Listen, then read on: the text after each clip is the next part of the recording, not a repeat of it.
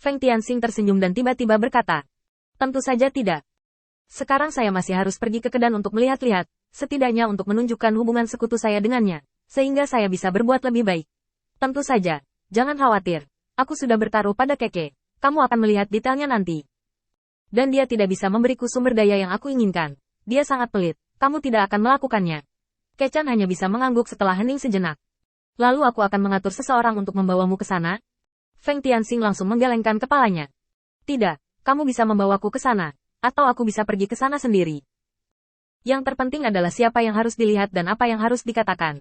Setelah apa yang dikatakan Feng Tianxing, dia benar-benar tidak punya pilihan lain.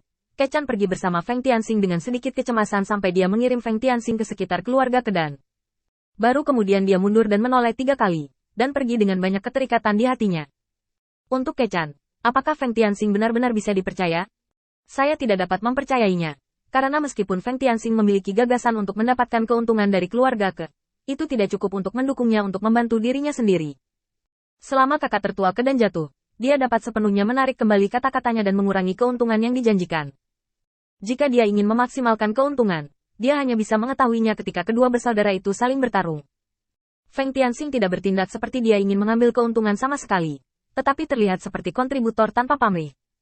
Ini tidak sejalan dengan akal sehat. Tapi dia masih mempercayainya, karena selain Feng Tianxing, dia tidak lagi memiliki bawahan yang bisa dipercaya, tidak ada yang bisa dipercaya. Dengan asumsi kedan sudah mengincarnya, maka orang-orang di sekitarnya, bahkan ahli warisnya sendiri, bisa disuap. Hanya 1 atau 2 orang yang dibutuhkan untuk membuatnya curiga terhadap mereka yang tidak bisa menunjukkan kesetiaannya, dan tidak berani mempercayakan tugas-tugas penting kepada mereka. Memilih untuk percaya pada Feng Tianxing hanyalah langkah yang tidak berdaya. Bukan seberapa baik yang dikatakan Feng Tianxing sebelumnya. Tepatnya, itu hanya operasi rutin dalam perjuangan keluarga, dan dia bisa memikirkan beberapa metode serupa, tapi tidak secepat itu. Berjalan ke dalam kegelapan, Kechan menghela nafas dalam-dalam. Situasinya saat ini agak terlalu berbahaya. Salah langkah. Dan konsekuensi dari memilih jalan yang salah tidak dapat ditebus. Di bawah kepemimpinan bawahan kedan, Feng Tianxing datang ke aula utama kedan. Tetapi kedan tidak muncul. Tetapi kedua menunggunya di sini. Saat dia melihat Feng Tianxing, ekspresinya sedikit halus. Saya mendengar bahwa Feng Tianxing sangat puas dengan Keke, dan tidak ada pilihan lain selain kekuatan. Feng Tianxing berpikir sejenak sebelum berbicara. Apakah benar-benar pantas menyerahkan urusan keluarga ke tanganmu? Ledakan. Kedua tiba-tiba menamparkan meja dan menatap Feng Tianxing. Apa yang salah? Feng Tianxing tersenyum dan langsung menggelengkan kepalanya. Pertama, kamu seorang wanita. Dan kamu kurang berani saat membuat keputusan penting, sama seperti kamu masih bergumul denganku dan Keke. Pernikahan adalah cara yang umum digunakan oleh keluarga besar, dan kamu sangat marah. Kedua, saya diperintahkan untuk datang ke sini hari ini bukan untuk hal-hal sepele ini, tetapi untuk peristiwa besar. Karena Laksamana Feng memiliki sikap seperti itu, mengapa Anda tidak bertanya kepada saya apa peristiwa besar itu? Ini terlepas dari prioritasnya. Ketiga, karena Anda sudah tidak puas dengan Laksamana Feng, Anda dapat mengatur penyergapan. Membunuh saya, membunuh Keke, dan kemudian memberikan 2 kepala kepada Feng Tianxing, dan kemudian tentara akan menekan Anda. Ini karena Anda adalah dalam posisi ini tetapi Anda tidak memiliki keberanian. Saya khawatir akan sulit di masa depan untuk meyakinkan publik. Setelah selesai berbicara, Feng Tianxing menghela nafas panjang, seolah mengungkapkan sesuatu. Kedo mendengar tekanan darahnya melonjak. Sejak awal membantu kepala juru masak, banyak rumor dan rumor yang beredar. Dia telah mendengar kata-kata serupa berkali-kali. Dan dia bekerja keras untuk membuktikan dirinya. Tapi sekarang, dia tidak melihat perubahan apapun dalam keluarga. Sebaliknya, dia mendapat komentar serupa dari bawahan Feng Tianxing yang menurutnya, dan kemarahan yang telah terkumpul sejak lama meluap. Gigi putihnya terkatup rapat, dan cakar tajam tertanam di meja. Tiba-tiba, Keke sepertinya memikirkan sesuatu, tertawa kecil, dan duduk kembali beberapa menit dengan wajah puas. Siapa yang mengajarimu ini? Kamu sama menyebalkannya dengan pria Feng Tianxing itu. Kamu selalu menunjukkan kelemahanmu, membuat orang suka dan benci. Feng Tianxing sedikit tersenyum. Saya telah bekerja dengan Laksamana Feng selama bertahun-tahun, dan saya selalu belajar 1 atau 2 hal tentang trik ini. Tetapi saat ini saya memiliki beberapa cara untuk membantu Anda mengatasi situasi ini. Tetapi saya khawatir Anda tidak cukup berani. Lupakan saja, aku tidak akan membicarakan ini denganmu. Aku ingin bertemu dengan Kechan. Aku ingin tahu apakah kamu bisa mengatur sesuatu. Ini masalah yang sangat penting. Ini terkait dengan apakah keluarga Kedomu bisa terus stabil dalam hal ini. Keluarga besar. Ambil posisi teratas. Kedua mencibir dan berdiri tegak.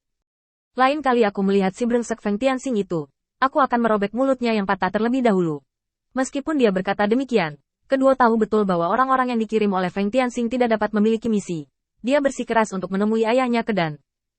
Jadi dia membawanya ke sana. Bahkan jika itu untuk memberinya sedikit mie. Di kolam besar, Feng Tianxing melihat sekilas kedan yang sedang berkultivasi di dalamnya. Perlu disebutkan bahwa volume kedan ini cukup besar, dan tidak banyak ruang tersisa di kolam obat yang lebarnya hampir 100 meter.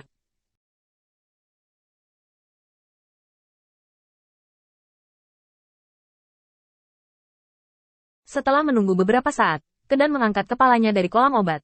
Utusan siapa Kedo? Kenapa ras manusia? Kedua melangkah maju untuk memberikan penjelasan singkat, lalu berdiri di samping dan menunggu dengan tenang. Kedan menundukkan kepalanya, menatap avatar Feng Tianxing dengan penuh minat, dengan sedikit keraguan pada ekspresinya. Karena dikirim oleh bocah Feng Tianxing itu, ada sesuatu yang unik tentangmu, kan? Feng Tianxing mengangguk setuju. Saya memiliki metode rahasia umat manusia, dan saya memiliki beberapa pengalaman dalam dua hal ramuan dan penyembuhan.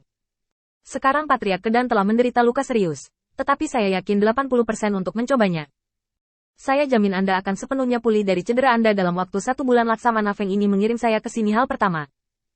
Hal kedua adalah menyatakan kepada kepala keluarga Kedan bahwa Yang Mulia Feng Tianxing dan Nona kedua sudah saling kenal sejak lama, dan sekarang dia dengan sopan menolak permintaan pernikahan dari keluarga Kechan. Patriark Kedan Gi Feng Laksamana kesempatan. Setelah mengatakan ini, Kedo di samping tiba-tiba kehilangan kesabaran. Apa yang dia tidak puas adalah pengakuan Feng Tianxing atas tindakan Keke. Tetapi sekarang, Feng Tianxing mengirim seseorang untuk mengirim kata-kata ini, secara langsung mengangkat posisinya ke posisi yang lebih tinggi, melamar pernikahan, dan menunjukkan ketulusan kepada ayahnya Heling. Ini bisa dihitung bantuan yang Feng Tianxing berikan kepada Kedan hanyalah kesempatan untuk menikahinya. Mengakui kepentingannya dengan cara ini, Kedo langsung merasa nyaman, dan menghilangkan ketidakpuasannya terhadap Feng Tianxing dalam sekejap. Orang ini Feng Tianxing memiliki mulut yang rapat, tetapi yang lainnya baik-baik saja. Melihat Kedan sedang dilema, Kedo berbisik. Ayah,